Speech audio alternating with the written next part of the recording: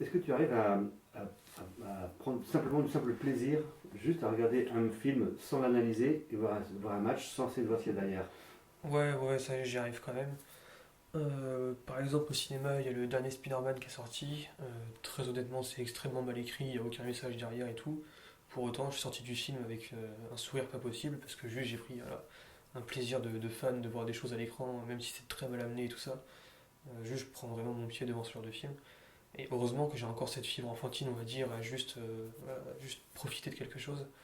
Parce que si je devais faire de l'analyse de films, par exemple, en permanence, bon, bah, on est à combien? On est à 28 ou 30 films du Marvel Cinematic Universe. Bon, dedans, il y en a avoir 3 d'intéressants et le reste, c'est vraiment du popcorn pur et dur, quoi.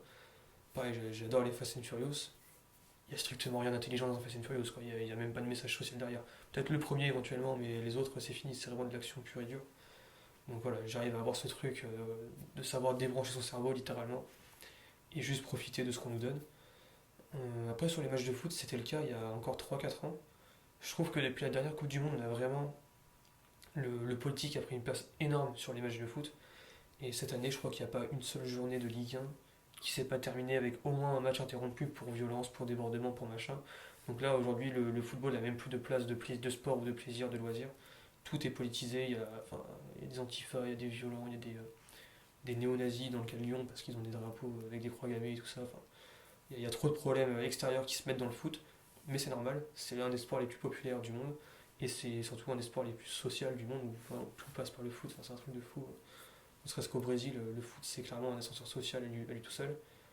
Et du coup, sur le foot, là c'est compliqué, j'avoue, c'est très compliqué sur le foot. Mais ouais, la Coupe du Monde, ça, enfin, ne serait-ce que le fait que ce soit en Russie, là ça va être au Qatar, et ça sera en Chine après, donc vraiment voilà, c'est plus possible de faire de séparation.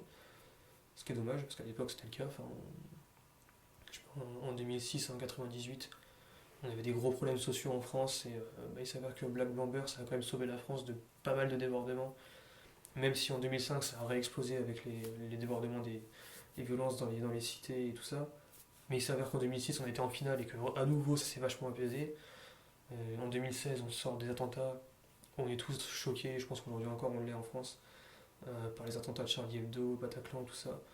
On va jusqu'en finale de l'Euro, bon on la perd, c'est dommage, mais il y a eu cet engouement où voilà, tout le monde s'est réunifié euh, à travers un événement, c'était génial. En 2018, ça devient quand même plus compliqué, je trouve. On a trop de problèmes, ça se passe en Russie, c'est loin, les horaires sont pas bons, on est tous au travail quand ça se passe. Les matchs sont chiants en plus pour la plupart. Au moins on la gagne, ça fait une euphorie quand même de 2 3 semaines après la victoire. Mais je trouve qu'on a très vite perdu ce truc-là et que très vite on est repassé au scandale de machin, de Karim Benzema, des affaires de sextape, des affaires de détournement, enfin tout ça, ça a très vite repris le dessus. Et puis il y a eu le Covid, alors là c'était fini, ça a mis fin à tout ce qui était loisir en général. Et je pense que depuis on a du mal à, quand même, à revenir à quelque chose de plus enfantin sur ce sujet-là. Mais après, moi je m'intéresse pas du tout à tout ce qui est rugby et tout, c'est pas du tout ma culture, donc peut-être que chez eux ça va très bien. La natation ça va pas bien. Il y a trop de problèmes en ce moment. Le patinage c'est pareil, trop d'histoires de viol, enfin je pense qu'il y a beaucoup de choses qui se sont détériorées là, au niveau sportif, en grande partie à cause de MeToo ou grâce à MeToo, ça dépend de quel point de vue on se place. Mais on va dire d'un point de vue spectateur, à cause de MeToo, parce qu'il y a trop de politique partout dans le sport en général. Et c'est un peu triste, on a du mal à sortir la tête de l'eau, je trouve. Je sais pas s'il y a un sport aujourd'hui où on peut regarder à la télé ou en vrai et se dire juste j'ai pris du plaisir et pas voir tous les problèmes qu'il y a derrière. Parce que même si on va, je sais pas, on va à la Notion à Montpellier voir un match je sais pas, Montpellier-Brest, il y a des débordements, il y a des supporters qui rentrent sur le terrain, enfin il y a toujours un truc qui vient nous perturber. Et ça va être. J'espère que ça va changer. C'est pas le cas pour l'instant pour le foot avec tout ce qui arrive. Mais j'espère que sur les autres sports ça va changer, qu'on va arrêter de parler juste des affaires extra-sportives et qu'on va se remettre un peu à juste le plaisir du sport en fait. Enfin, ne serait-ce que le Tour de France, il a presque fallu l'interdire dans certaines villes parce que c'était soi-disant pas écologique et misogyne ou je sais plus quoi. Si on invente des polémiques sur tout n'importe quoi, au bout d'un moment ça devient un peu énervant. Donc voilà, je sais que les salons de jeux vidéo c'est pareil. Il y a le truc des babes, donc les femmes très dénudées pour certaines, qui ont toujours été là parce que c'est comme dans les salons de voiture et tout. Et j'avoue, c'est pas du tout. Enfin, quand on va dans un salon de jeux vidéo, du coup, on y va pour prendre du plaisir, vraiment.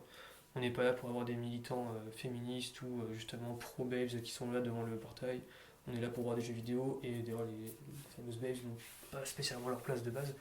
Elles sont pas là pour vendre leur corps concrètement, on est là pour voir des jeux vidéo. Mais c'est devenu ça aujourd'hui et du coup il y a même plus ce côté plaisir où enfin, c'est un peu dommage quoi. Mais je pense que ça vient de l'ambiance générale qu'on a, bon, du coup on va dire en France, mais je pense que c'est tout l'Occident qui est comme ça, où vraiment on est tellement parasité, on a presque 2 ans de tension là, qui doivent s'exprimer et du coup il y a plus de demi-mesure. Quoi. T'es pas d'accord avec quelqu'un, t'es en Asie, t'es d'accord avec quelqu'un, bah, t'es à l'extrême gauche, t'es islamo-gauchiste, enfin, c'est tout et n'importe quoi, c'est vraiment un peu tout ça. Donc j'espère que ça va revenir à quelque chose de plus sain.